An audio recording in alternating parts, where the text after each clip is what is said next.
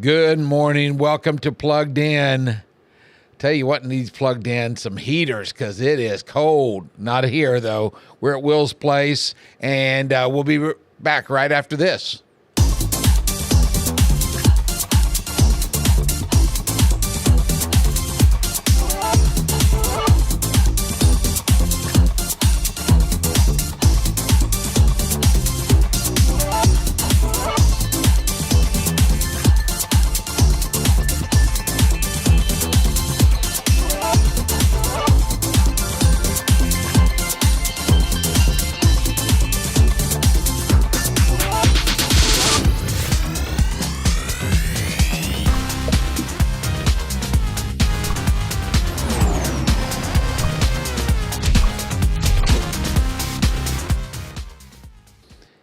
And welcome back to Plugged In. Yes, it's very cold. Hope you had a wonderful weekend. We did a little bit of a Christmas program at church. That's a popular thing this time of the year.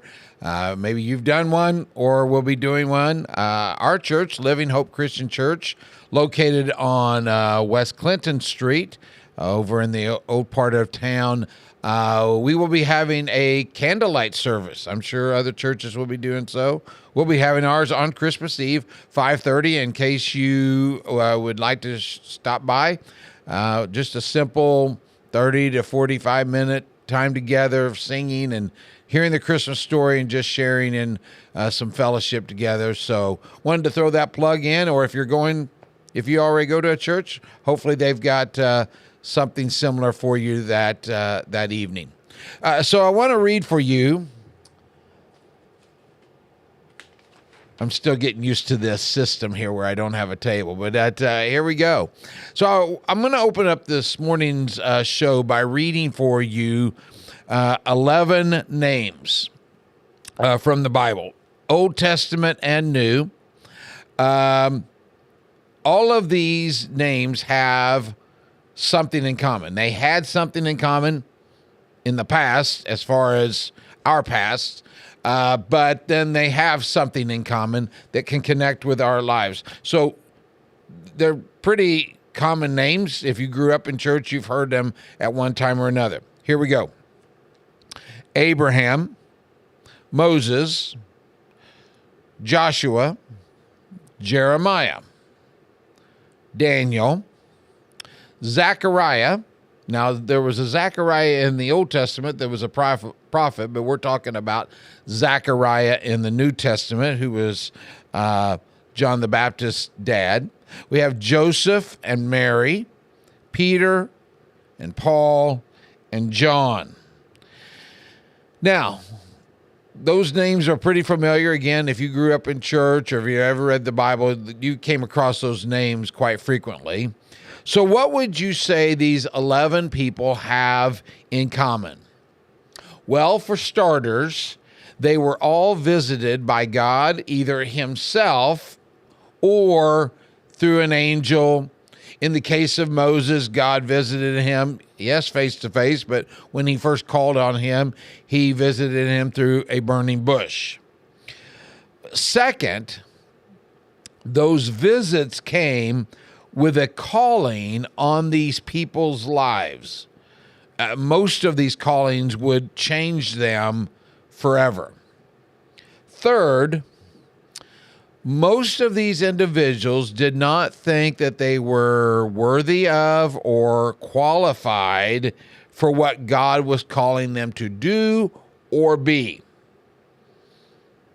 But the biggest thing that binds them all together are a set of words that God said to them or spoke to them through an angel. I want you to allow me to illustrate by way of reading part of a Christmas story in which a set of words are said to some shepherds. So I gave you 11 individual names, but here's a 12th example in the scriptures of a phrase. See if you pick it up. There were shepherds living out in the fields nearby, keeping watch over their flocks at night. An angel of the Lord appeared to them, and the glory of the Lord shone around them, and they were terrified. But the angel said to them, "Do not be afraid.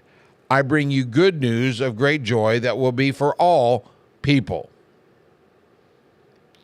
4 words. 4 words that were spoken to the shepherds, 4 words that were spoken to Moses or Daniel, to Joseph, Mary, this list. And maybe there are a few that are not mentioned as right now, or that we gloss over. 4 words. These shepherds were terrified. But God's message was this: do not be afraid. Moses was beside himself in trying to lead people to the promised land. But God's message to him was, do not be afraid. In Acts chapter 27, the Apostle Paul is in the middle of a storm, and he thinks he and the crew are going to perish, but in the middle of the night, he is visited by God through an angel in a dream. Do not be afraid. Over and over and over again, real people in a real time dealing with real issues who were called to do or be something special were told, do not be afraid. And God's message to them is his message to us. We'd watch our TV screens, listen to our podcasts, scroll social media, and we would see things that scare us in our world today. And we should be concerned. But when we have God on our side, can I give to you a reminder? Do not be afraid. He wants to do something special in you and through you. And God can do something special on you as well. What he's calling for you to do is to trust him.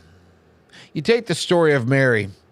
She didn't fully understand everything it meant to be the mother of God's son.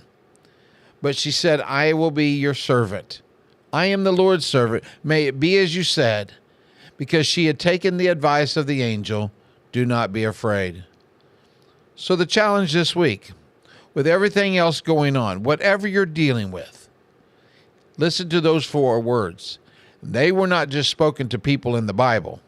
They're spoken to you and I as well, so that we might pursue what God wants us to be. Thank you again for joining us this week.